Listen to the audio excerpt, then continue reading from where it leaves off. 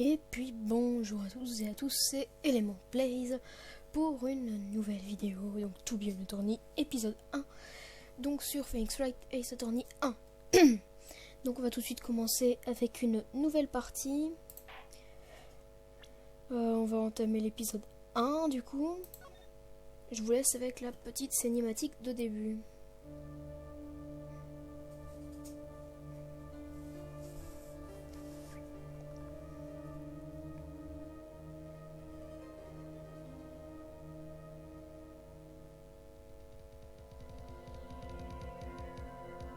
Bon sang, pourquoi moi?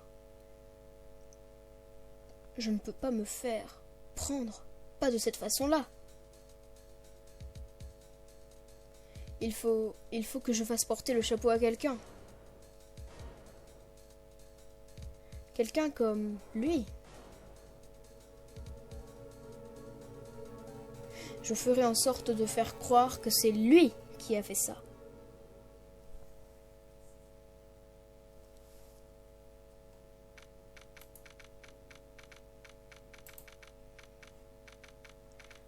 Salle des accusés numéro 2, 3 août, du tribunal fédéral. Alors. Pfiou, qu'est-ce que je peux être nerveux? Right? Oh bonjour patron. Ouf, je suis bien contente d'être arrivée à temps. Alors, ça y est, on y est, ton premier procès. Je ne m'étais jamais senti aussi nerveux depuis le lycée et nos faux procès. Eh bien, il est grand temps de te replonger dans le monde merveilleux de la justice. Oui, vous devez avoir raison. Vous savez, patron, je suis désolée que vous ayez dû venir jusqu'ici aujourd'hui à cause de moi. Mais pas du tout, Phoenix. Je ne manquerai tes débuts pour rien au monde. N'empêche, je suis impressionnée. Beaucoup n'auraient pas accepté un procès pour meurtre aussi rapidement. Ça en dit long sur toi, et sur ton client également. Merci. En fait, c'est parce que je lui dois un service. Un service? Tu veux dire que tu connaissais l'accusé avant cette affaire? Oui. En fait, c'est un peu grâce à lui si je fais ce métier. Il est l'une des raisons qui m'ont poussé à devenir avocat. Eh bien, ça c'est une nouvelle. Je veux le sortir de là, par tous les moyens. Je veux vraiment l'aider. Je lui dois énormément. Tout est fini. Ma vie, tout est fini. Ça ne serait pas ton client qu'on entend hurler? Oui, c'est bien lui. Absence, désespoir. Je vais le faire, je vais mourir. On dirait qu'il souhaite mourir. Oui. Nick. Salut Paul. Mec, je suis si coupable. Dis-leur que je suis coupable. Condamnez-moi à la peine de mort. J'ai pas peur de mourir. Quoi? Qu'est-ce qui ne va pas, Paul? Bah, c'est fini. Je suis fini. Fini. Je peux pas vivre sans elle. Je peux pas. Qui me l'a prise, Nick? Qui a bien pu faire ça? Je suis un bon acteur quand même. Allez, Nick, tu dois me le dire. Qui m'a pris ma copine? La personne responsable de la mort de ta petite amie? D'après les journaux, c'est toi. Bon, ben là va commencer le premier procès. Donc c'est l'épisode 1 de Tout Bien Attorney. Je vous en avais déjà parlé avec Harel dans l'épisode 0, donc la série complémentaire. J'espère que cet épisode vous plaira. Donc on passe à la suite de ce procès tout de suite. Alors, mon nom est Phoenix Wright. Voici les faits. Ma première affaire est on ne peut plus simple. Une jeune femme a été tuée dans son appartement. Le malheureux qui a été arrêté était son petit ami, Paul Defesse, mon meilleur ami depuis l'école primaire. À l'école, on avait un dicton. Quand Paul Defesse arrive, tout part à la dérive. Depuis 23 ans que je le connais, ça s'est souvent confirmé. Il a le chic pour se mettre dans le pétrin. Mais je peux dire une chose, en général, ce n'est pas de sa faute. Ce gars a la guigne. mais je sais mieux que quiconque qu'au fond, c'est un bon gars. Et puis, je lui suis redevable. Alors, j'ai accepté l'affaire pour le laver de tout soupçon. Et c'est exactement ce que je vais faire. 3 août, 10h, tribunal fédéral, salle des accusés, numéro 2. Ah non, salle d'audience numéro 2. Désolé. Je déclare la séance ouverte pour le procès de monsieur Paul Desfesses. L'accusation est prête, votre honneur. La défense est prête, votre honneur. Monsieur Wright, ceci est votre premier procès, n'est-ce pas? Oui, votre honneur. Je suis un peu nerveux. Votre conduite lors de ce procès décidera du sort de votre client. Un meurtre est une grave accusation. Pour votre client, vous devrez vous maîtriser. Merci. Merci, votre honneur. Monsieur Wright, étant donné les circonstances, il serait bon de vous faire passer un petit test afin de savoir si vous êtes fin prêt. Oui, votre honneur. Gloups. J'ai les mains qui tremblent. La vue qui baisse. Ce test est constitué de questions simples. Répondez-y de façon claire et concise. Veuillez nous indiquer le nom de l'accusé dans cette affaire. Paul Desfesses. L'accusé?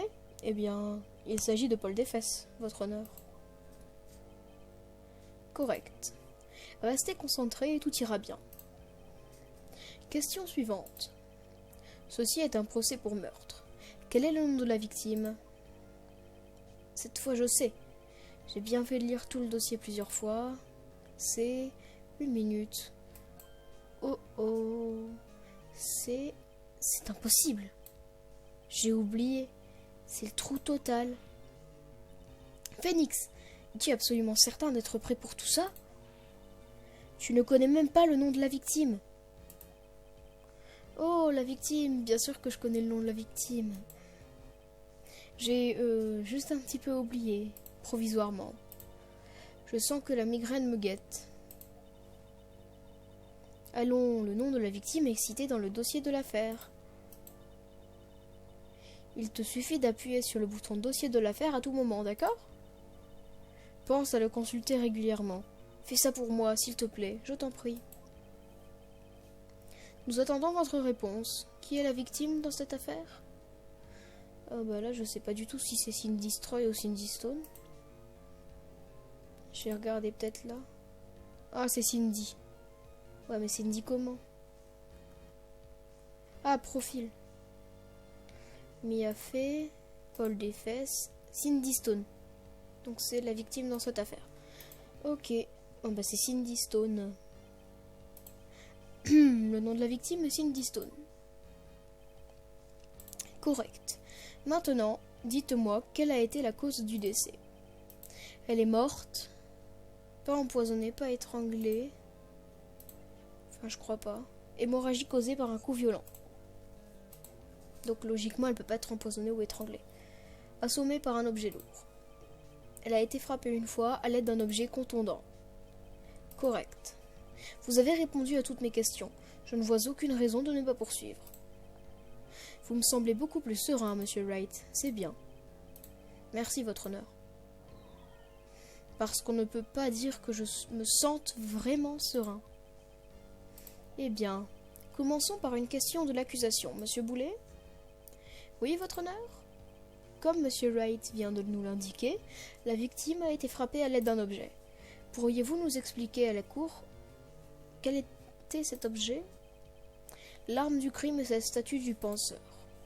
Elle a été trouvée par terre, à côté de la victime. Je vois. La cour l'accepte en tant que pièce à conviction. Statue ajoutée au dossier. Right. Pense à étudier toutes les pièces à conviction ajoutées au cours du procès. Ces éléments sont les seules armes dont tu disposes à la cour. Consulte régulièrement le dossier de l'affaire à l'aide du bouton Dossier. Monsieur Boulet, l'accusation peut appeler son premier témoin. L'accusation appelle à la barre l'accusé, monsieur Desfesses. Patron, je fais quoi maintenant? Sois attentif. Tu tu ne dois passer à côté d'aucune info susceptible d'aider ton client. Tu vas être amené à répondre à l'accusation, alors tiens-toi prêt. Espérons juste qu'il ne dise rien de regrettable. Oups. Paul monte facilement sur ses grands chevaux. Ça pourrait mal tourner. Hop, donc c'est le premier témoin. Monsieur Desfesses, est-il vrai que la victime vous avait largué il y a peu de temps? Attention à ce que vous dites, mon pote. On était super bien ensemble, c'était Roméo et Juliette, Cléopâtre et Marc-Antoine. Ils sont tous morts, non? Elle m'a pas largué, ok? Elle répondait plus à mes coups de fil et refusait de me voir. Et puis qu'est-ce que ça peut bien vous faire? Monsieur Desfesses, ce que vous décrivez est généralement ce qu'on entend par larguer. En fait, elle vous avait totalement abandonné, et elle voyait d'autres hommes. Elle est rentrée de l'étranger avec l'un d'eux un jour avant le meurtre. Qu'est-ce que vous voulez dire par l'un d'eux? Vous mentez, c'est que des mensonges, j'en crois pas un mot. Votre honneur, le passeport de la victime. Si on en croit ce document, elle se trouvait à Sydney jusqu'à la veille de sa mort. Donc on a le passeport. En effet, il semble qu'elle soit rentrée la veille du meurtre. C'est pas possible, mec. La victime exerçait la profession de mannequin, mais ses revenus étaient modestes. Il semblerait qu'elle ait eu plusieurs tontons. Des tontons? C'est quoi des tontons? Oui, des hommes plus âgés qui lui offraient de l'argent et des présents. Ah, ok. Elle prenait leur argent pour améliorer son style de vie. Mec,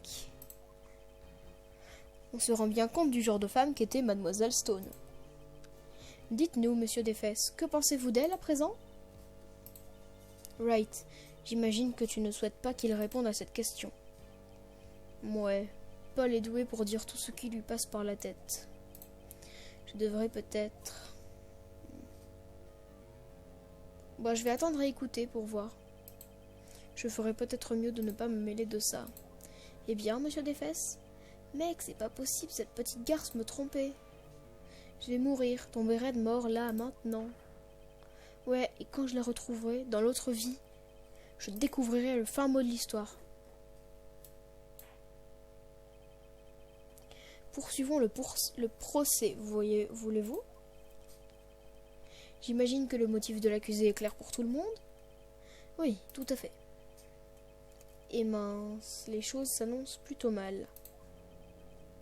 Question suivante. Vous êtes allé chez la victime le jour du meurtre, n'est-ce pas? Eh bien, répondez. Hein? Hé hé, peut-être bien que oui, peut-être bien que non.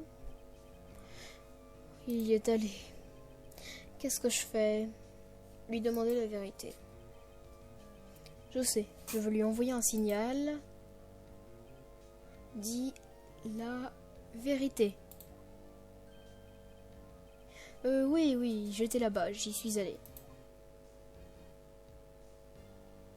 Oh, là ça parle sur le fait qu'il pourrait vraiment l'avoir tué. Silence. Eh bien, monsieur Desfesses? Du calme, mec. Elle n'était pas chez elle. Donc, logiquement, je l'ai pas vue. Votre honneur, l'accusé ment. Il ment? L'accusation souhaiterait appeler un témoin qui peut prouver que monsieur Desfesses ment. Bien, cela simplifie les choses. Qui est votre témoin? L'homme qui a trouvé le corps de la victime. Juste avant de faire cette macabre découverte, il a vu l'accusé s'enfuir des lieux du crime.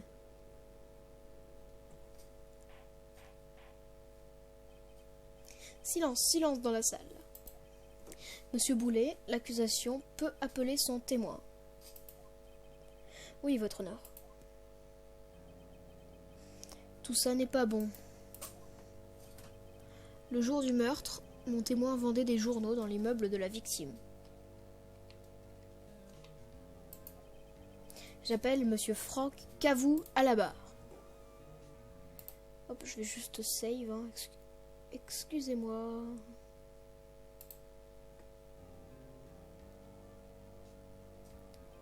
Monsieur Cavou, vous vendez des abonnements de journaux, c'est bien cela?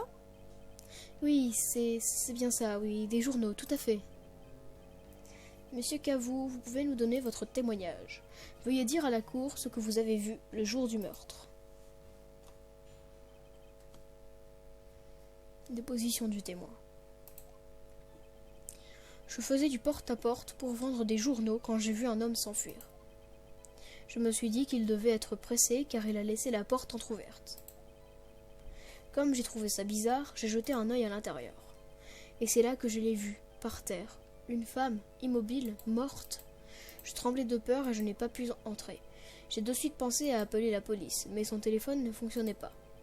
Alors je suis allé dans le parc le plus proche pour trouver une cabine. Je me souviens parfaitement de l'heure, il était 13 heures. L'homme qui s'est enfui était, sans nul doute, l'accusé assis en face de moi.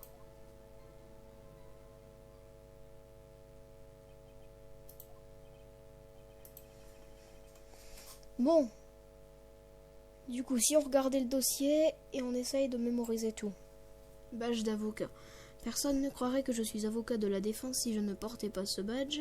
Donc ça doit pas m'aider. Ah ça va peut-être nous aider. Décès le 31-07 entre 16h et 17h. Par un coup violent. Entre 16h et 17h, le 31-07. Statut de la forme du penseur. Et ça, c'est revenu de Sydney. Ok. On va faire un petit contre-interrogatoire normalement. Si je ne me trompe pas.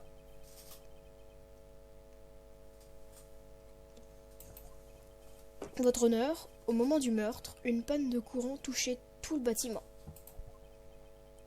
Les téléphones ne sont-ils pas censés fonctionner même en cas de panne de courant? Oui, votre honneur, mais certains téléphones sans fil ne fonctionnent pas correctement. C'était le cas pour le téléphone utilisé par Monsieur Cavou. Votre honneur, j'ai ici un relevé faisant état de cette panne à titre d'information.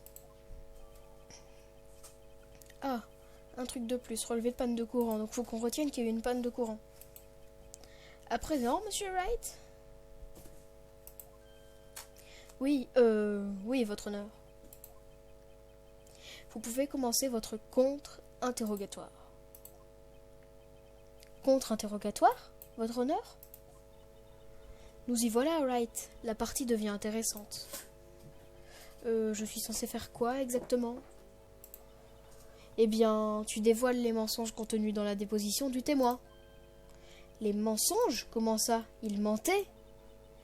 Ton client est innocent, n'est-ce pas? Donc ce témoin a forcément menti au cours de sa déposition. Ou alors ton client est vraiment coupable? Comment faire pour prouver qu'il ne l'est pas? C'est toi qui détiens la clé, elle se trouve dans les pièces à conviction. Compare la déclaration du témoin aux pièces à conviction dont tu disposes. Il doit forcément y avoir une contradiction quelque part. Commence par trouver des contradictions entre le dossier et le témoignage. Ensuite, une fois que tu as trouvé quel élément vient le contredire, tu le présentes au témoin et tu lui rabaisses son caquet. Appuie sur le bouton dossier pour révéler les contradictions contenues dans le témoignage. Bon, donc on a bien retenu décès le 31-07 entre 16h et 17h. Elle est revenue de Sydney le 30-07 et il y a eu une panne de courant. Je faisais du porte-à-porte pour vendre des journaux. Donc ça m'a l'air normal. Je me suis dit qu'il devait être pressé car elle a laissé la porte entrouverte. La porte, ouais.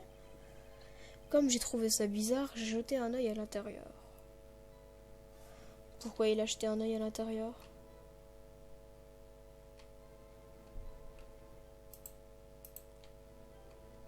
Je sais pas pourquoi. Alors, j'ai jeté un œil à l'intérieur.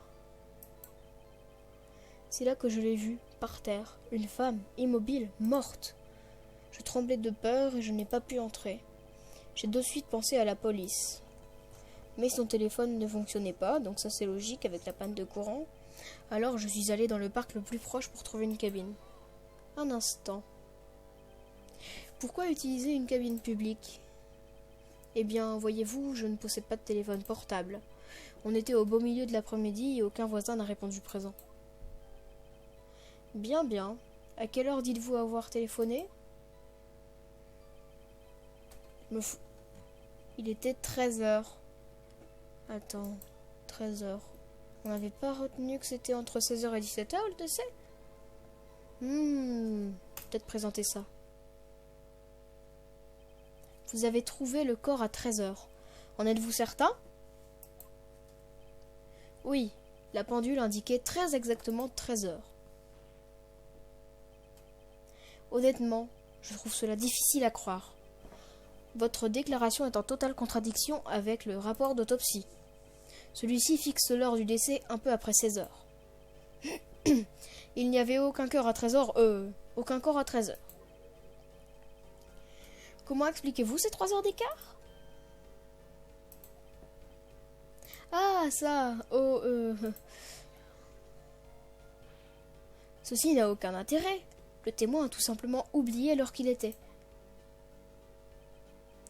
Après un tel témoignage, j'ai du mal à y croire. Monsieur Cavou, qu'est-ce qui vous permet d'affirmer que vous avez trouvé le corps à 13 heures? Ouah, ça c'est une bonne question. Excellent travail, Wright. Tu vas arriver à le déstabiliser. C'est tout ce que tu as à faire. Mettre en évidence les incohérences. Un mensonge en entraîne toujours un autre. Démasque-en un et toute l'histoire tombe à l'eau. Attendez, je me souviens maintenant. Pourriez-vous nous redonner votre version des faits? Donc, il y a eu une panne de courant, décès entre 16 heures et 17 heures. Elle est revenue de Sydney. Elle a été frappée avec la statue du penseur. Donc, il y a eu une panne de courant. J'ai entendu l'heure. Une voix donnait l'heure. Cela venait probablement de la télévision. Télévision, panne de courant. Panne de courant. Donc, c'est impossible qu'ils l'entendent de la télévision. Oh, mais elle retardait de 3 heures, c'est bien ça? Je suppose que la victime regardait une émission qu'elle avait enregistrée. C'est pour ça que j'ai cru qu'il était 13 heures. Je suis vraiment navrée pour ce malentendu. Alors, de une, comment il peut avoir vu la télé alors qu'il est à peine entré? Et comment il peut avoir surtout entendu la télé alors qu'il y avait une panne de courant? Bon, bah, je sais déjà quoi dire. Comme ça va aller très vite. Oh que oui, je sais quoi faire. Je le tiens. Donc, on va bientôt s'arrêter là. Pas tout de suite, parce qu'on en est qu'à 23 minutes. Mais d'ici 2, 3... Allez, on va dire 4-5 minutes au grand maximum. On va se quitter là. Donc à peu près, je pense, bien avancé dans le procès quand même. Et dans l'épisode 2, du coup, on finira le procès tranquillement et simplement. Une voix donnait l'heure, ça venait probablement de la télévision. Donc on va se dépêcher. On montre qu'il y avait une panne de courant. Et hop! Objection. La musique s'est arrêtée, donc c'est bon. Un instant, je vous prie. L'accusation a dit qu'il y avait une panne de courant au moment de la découverte. D'ailleurs, ce relevé le prouve.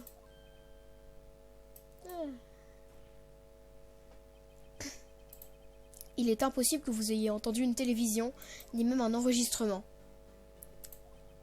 Oups. La défense marque un point. Avez-vous une explication à cela, monsieur Cavou? Non, je trouve ça moi-même très intriguant. Très intriguant. Ah! Attendez, je me souviens maintenant. Monsieur Cavou, la Cour préférerait entendre un témoignage exact depuis le début. Ces rectifications constantes nuisent à votre crédibilité. Et puis, vous semblez plutôt affolé. Attendez, c'est moi ou sa coupe elle a volé? Ça doit être le choc lié à la découverte du corps. Très bien, monsieur Cavou. Écoutons à nouveau votre déposition. Donc, on va se souvenir de ce qu'on a dit dans les dossiers. En réalité, je n'ai pas entendu l'heure, mais je l'ai vu. Comment il a pu l'avoir vu? Ok, ouais. Il y avait une pendule dans l'appartement, il me semble. Oui, l'arme du crime. Le meurtrier l'a utilisée pour frapper la victime. C'est cela que j'ai dû voir. Bah, comment il a pu voir l'arme du crime? Vous avez vu une pendule? Je suppose que ceci explique cela. La défense peut interroger le témoin. Ah! Je crois que je viens de comprendre. On est d'accord. L'arme du crime, c'est une statue. Il dit qu'il n'a pas entendu l'heure et qu'il l'a vue, ça ok. Il dit qu'il y avait une pendule dans l'appartement. Ok. Et il dit que c'est l'arme du crime. Mais l'arme du crime, c'est quoi? L'arme du crime, c'est ça. Et c'est pas une horloge, ça, c'est une statue. Donc on va présenter ça, encore une fois. Attendez une minute. L'arme du crime n'est pas une pendule. Il s'agit de cette statue. Trouvez-vous que cela ressemble à une pendule? Quoi? Avec vos objections et vos pièces à conviction, mais pour qui vous vous prenez? Répondez simplement à la question, monsieur Cavou. Mais je l'ai vu là-bas, ok? C'est une pendule. Votre honneur, si je puis me permettre... Oui, monsieur Boulet? Comme l'a déclaré le témoin, cette statue est en effet une pendule. Son cou est un bouton. Vous le basculez et elle vous donne l'heure à voix haute. Comme on ne dirait pas une pendule, je l'ai soumise en tant que statue. Je m'excuse. Je comprends. L'arme du crime était donc bien une pendule. Eh bien, monsieur Wright? Il semble que la déposition du témoin soit correcte. Cet objet est une pendule. Sa déclaration vous gêne-t-elle toujours à présent? Oui. Votre honneur, la déposition du témoin contient une énorme faille. La seule façon de savoir que l'arme du crime est une pendule est de la tenir dans sa main. Or, le témoin a déclaré n'être jamais entré dans l'appartement. La contradiction est évidente. En effet. Le témoin savait qu'il s'agissait d'une pendule parce qu'il est entré dans l'appartement. Vous mentirez. Vous mentez. Vous étiez dans l'appartement le jour du meurtre. Ah ouais? Prouvez-le. Prouvez que je suis entré.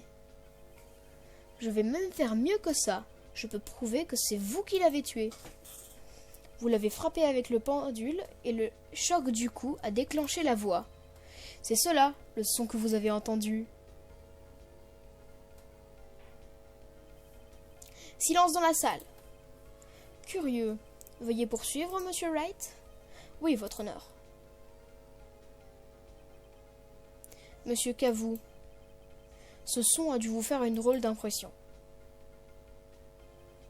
Ce qui se comprend, l'arme du crime parlait au moment où vous avez assommé la victime. Cette voix est inscrite dans votre mémoire.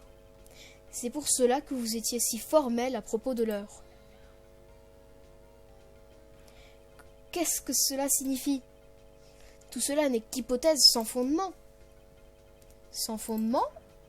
Regardez donc le visage du témoin. Grrr. Le témoin pourrait-il donner des détails? Avez-vous frappé la victime avec cette pendule? Ce jour-là, je n'ai jamais... Écoutez, la pendule, je l'ai entendue, non, je veux dire, je l'ai vue, Ah, what the fuck? C'est quoi ce bordel? Donc il est chauve. Ok. Je vous déteste. C'était lui, je vous dis. Bon, on va se laisser et on se verra au prochain épisode. C'était Élément. Salut!